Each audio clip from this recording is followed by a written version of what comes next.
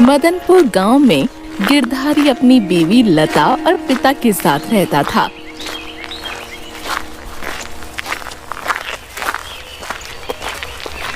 गिरधारी मेहनती किसान था।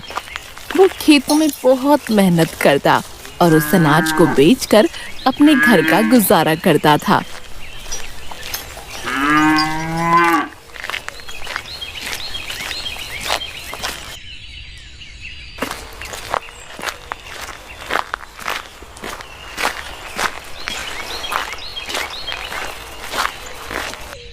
अरे लता, जरा एक गिलास पानी तो देना। अजी बस अभी लेकर आई।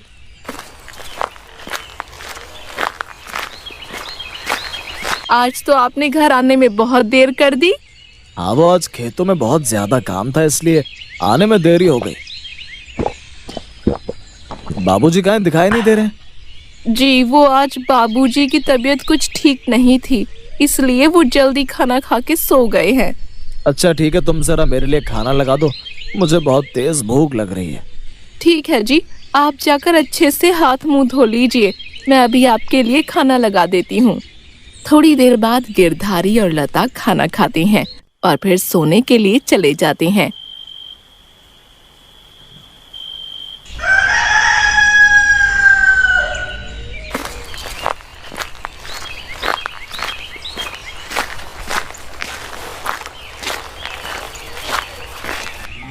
अगले दिन गिरधारी खेतों में खेती कर रहा होता है कि तभी उसके पास शहर से एक सेठ आता है। क्या आपका नाम गिरधारी है? जी मालिक, मेरा ही नाम गिरधारी है, लेकिन आप कौन है? गिरधारी जी जरा सुनो, इधर आओ। जी मालिक, अभी आया। गिरधारी जी, मैं तुम्हारे लिए एक बहुत ही अच्छा प्रस्ताव लेकर आया हूँ। कैसा प्रस्ताव मालिक? देखो गिरधारी, मैं शहर से आया हूँ। सरकार ने मुझे इस गांव में तुम जैसे किसानों की मदद करने के लिए भेजा है। मालिक, मुझ जैसे किसानों की मदद करने के लिए? मैं कुछ समझा नहीं। देखो गिरधारी, सरकार ने तुम किसानों के लिए एक योजना बनाई है, जिसमें वो तुम लोगों से अनाज को दोगुने दामों में खरीदेंगे, जिससे तुम लोगों को बहुत मुनाफा होगा। और सरकार ने मुझे जैसे कई लोगों को ये जिम्मेदारी दी है कि हम लोग अलग अलग गांव में जाकर इस योजना के बारे में आप लोगों को बताएं। पर मालिक, मुझे इससे क्या फायदा होगा? फायदा, बहुत ज्यादा फायदा होगा। जो आप लोग अपना अनाज बेचते हो, हम लोग आपसे उसको 2 गुना ज्यादा दाम में आपसे अनाज खरीदेंगे। क्या 2 गुना ज्यादा दाम? हाँ भाई गिरधारी, 2 गुना। ठीक है मालिक, मैं अब से अपना सारा अनाज आपको ही बेचा करूंगा। ठीक है, मैं हर महीने आपसे अनाज ले जाया करूंगा और जो पैसे बनते हैं उसका 2 गुना पैसा आपको आकर दे दूंगा। मालिक, आपका बहुत बहुत शुक्रिया जो आप मेरी मदद कर रहे हैं। अरे भाई गिरधारी, शुक्रिया अदा करना है तो आप सरकार को करिए। ऐसा कहकर सेठ वहाँ से चला जाता है और ये बात सुनकर गिरधारी बहुत खुश हो जाता है। ये बात अभी जाकर लता और बाबूजी को बताता हूँ। ये बात सुनकर वो लोग बहुत खुश हो जाएंगे।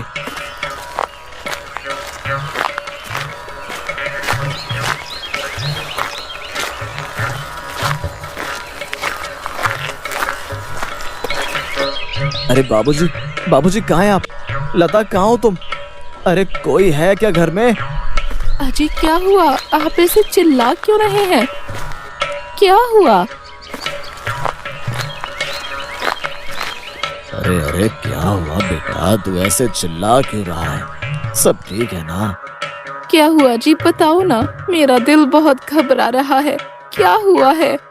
अरे बाबूजी, अरे लता, घबराने की कोई बात नहीं है, बल्कि इतनी अच्छी खबर है कि जिसे सुनकर आप दोनों भी मेरी तरह खुशी से नाचने लगेंगे। अरे तो बेटा बता, क्या हुआ?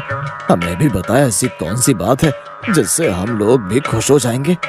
अरे बाबूजी, आज जब मैं खेतों में काम कर रहा था तो आज मेरे पास शहर से एक सेठ आए और उन्होंने मुझे बताया कि अब वो हमारा सारा अनाज हमसे 2 गुना दामों में खरीदेंगे। क्या 2 गुने दामों में? हाँ लता, 2 गुना दामों में। हाँ बेटा, आज ये बात मुझे राजन ने भी बताई थी कि हमारे गांव में कोई शहरी सेठ आए हैं और वो हमें हमारे अनाज के 2 गुना दाम देंगे। चलो भगवान का शुक्र है, अब हमारी सारी परेशानी खत्म हो जाएगी। जी बाबूजी, आप सही कह रहे हैं। बाबूजी, मैं कल से और ज्यादा खेती करूंगा, जिससे अनाज और ज्यादा हो और जिससे हमें उसकी 2 गुना कीमत मिले।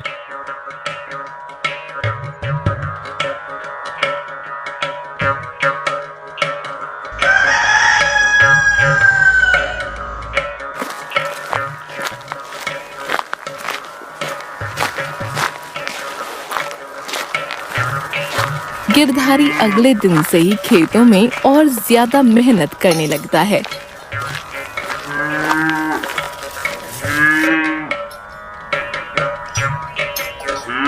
शाम को गिरधारी खेत से अपने घर जा रहा होता है कि तभी उसे रास्ते में राजन मिलता है।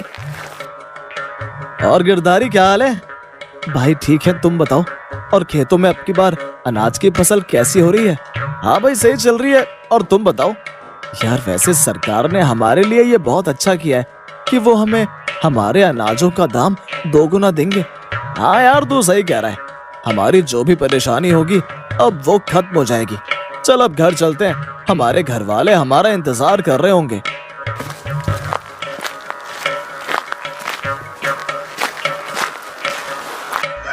ऐसे ही महीना खत्म हो जाता है और वो सरकारी सेठ उन लोगों से उनके अनाज को खरीदने के लिए गांव में आता है।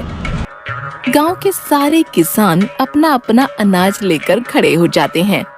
चलो आप सब अपने अपने अनाज की बोरी गिनवा दो, मैं फिर आप सबको आपके अनाज के 2 गुने पैसे दे दूंगा।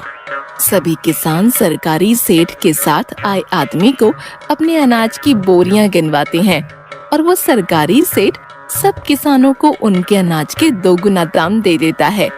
भाइयों, आप सभी को आपके अनाज के दाम सही मिले हैं ना? मालिक, आपका बहुत बहुत शुक्रिया। अरे आप भी तो मेरे भाई हो, मैंने आप लोगों पर कोई एहसान नहीं किया। मैंने तो बस सरकार की योजना को बस आप लोगों तक पहुंचाया है। गांव का सरपंच आकर सरकारी सेठ से बोलता है। सेठ जी, आपने जो ये हमारे गांव के लिए किया है, इसका बहुत बहुत शुक्रिया। सरपंच जी, ये तो मेरा काम है। अरे सेठ जी, हम चाहते हैं कि आप हमारे साथ यहीं इस गांव में रहें। हाँ सरपंच जी, मैं आपसे यही कहना चाहता था कि मुझे यहाँ गांव में एक दफ्तर खोलने के लिए घर की जरूरत होगी। सेठ जी, मैं आपके लिए अभी इस गांव में घर का इंतजाम करवाता हूँ। फिर सरपंच अपने आदमी से बोलकर सेठ के लिए एक घर का इंतजाम करवाता है। वो सरकारी सेठ वहीं उन लोगों के साथ उसी गांव में रहने लगता है। लता, लगता है हमारे गांव पर भगवान की बहुत कृपा है। जभी तो भगवान ने हमारे गांव में सरकारी सेठ जी को भेज दिया। देखिए, पता नहीं क्यों मुझे ये सरकारी सेठ जी ठीक नहीं लग रहे हैं। ठीक नहीं से तुम्हारा मतलब क्या है? देखिए जी, मुझे इन सरकारी सेठ पर विश्वास नहीं हो रहा है। लता, तुम्हारा दिमाग तो खराब नहीं है जो तुम इतने अच्छे इंसान को गलत समझ रही हो। आज के बाद मैं उनके बारे में कुछ गलत नहीं सुनना चाहता हूँ, समझी तुम? देखिए, आप मुझे गलत समझ रहे हैं। आप ही सोचिए ना कि सरकार ने ये योजना निकाली और किसी अखबार और टीवी पर इसकी कोई खबर नहीं। आपको नहीं लगता कि ये धोखेबाज है? मैं बस ये चाहती हूँ कि आप इस सरकारी सेठ पर भरोसा ना करें। ये सुनकर गिरधारी गुस्से में उठकर वहाँ से बाहर चला जाता है। ऐसे ही एक महीना बीत जाता है और फिर गांव के सभी किसान उस सरकारी सेठ के दफ्तर के बाहर अपने अपने अनाज को लेकर पहुंच जाते हैं।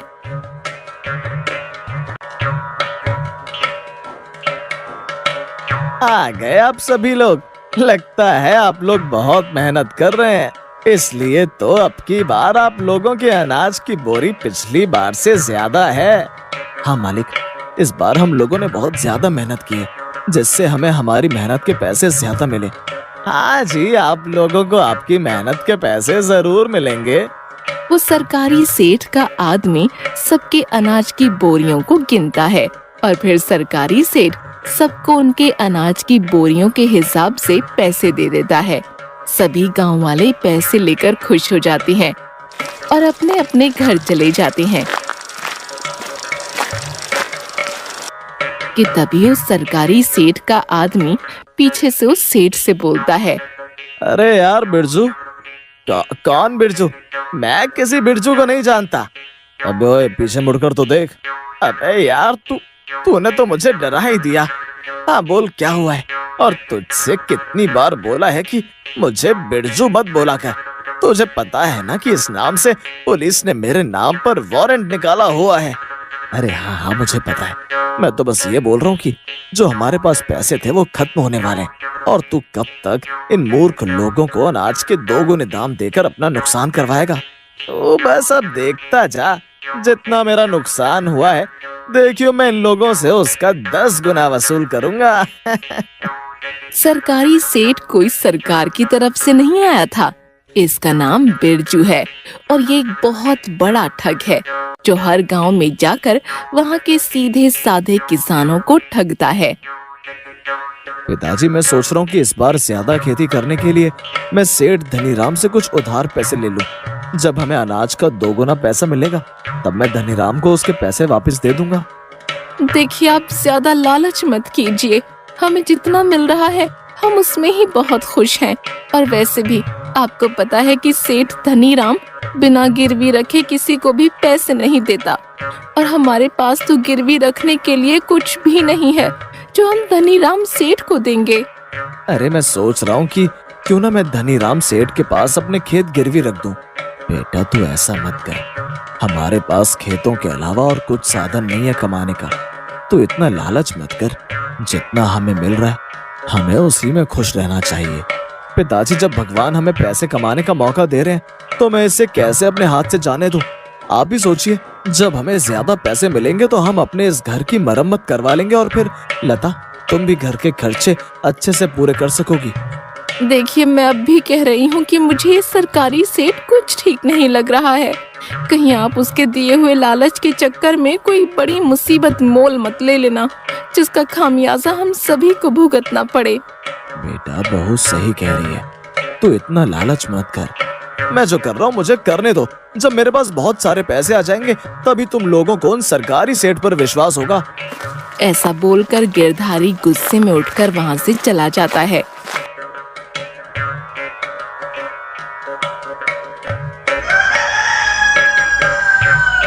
अगली सुबह गिरधारी धनीराम सेठ से उधार पैसे लेने के लिए उसके पास अपने खेतों के कागज लेकर जाता है।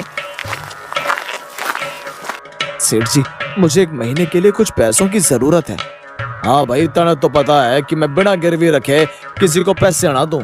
सेठ जी, मुझे पता है कि आप बिना गिरवी रखे किसी को पैसे नहीं देते। ये लो मेरे खेतों के कागज। एक कैला कागज दे मुझे।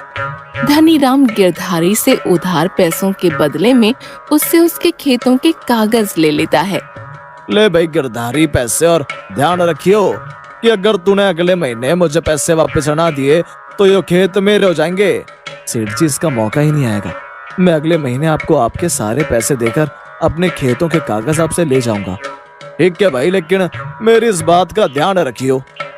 गिरधारी धनीराम से उधार पैसे लाकर उन पैसों से एक और खेत उधार ले लेता है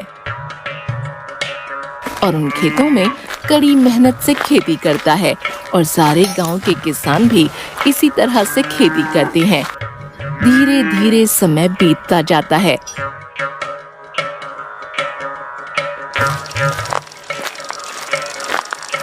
और सारे किसान अपने अपने अनाज की बोरियों को लेकर उस सरकारी सेठ के दफ्तर के आगे आकर खड़े हो जाते हैं।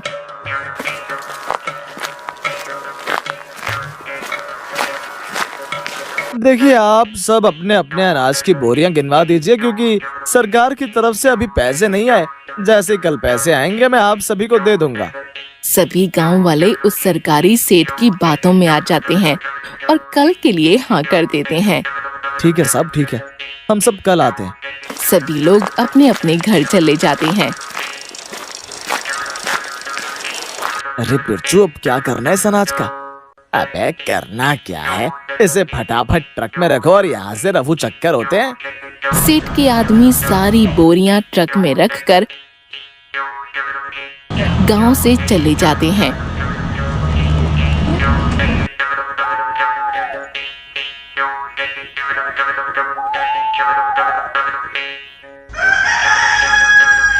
और अगले दिन सभी गांव वाले सरकारी सेठ के दफ्तर के बाहर आकर देखते हैं कि उस दफ्तर पर ताला लगा हुआ है।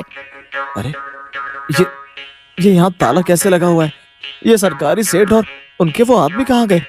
अरे सरपंच जी, पता लगाइए ना कि सरकारी सेठ कहाँ गए, और यहाँ पर उनका कोई आदमी भी नहीं दिख रहा। हाँ, तुम लोग परेशान मत हो, मैं अभी पता लगाता हूँ। सरपंच अपने आदमी से बोलकर दफ्तर के दरवाजे पर लगे ताले को तुड़वाता है और फिर सरपंच और उसके आदमी उस कमरे में जाकर देखते हैं तो हैरान हो जाते हैं। अरे भाई, ये क्या? यहाँ तो अनाज की एक भी बोरी नहीं है, और यहाँ पर तो उस सरकारी सेठ का कुछ सामान भी नहीं है।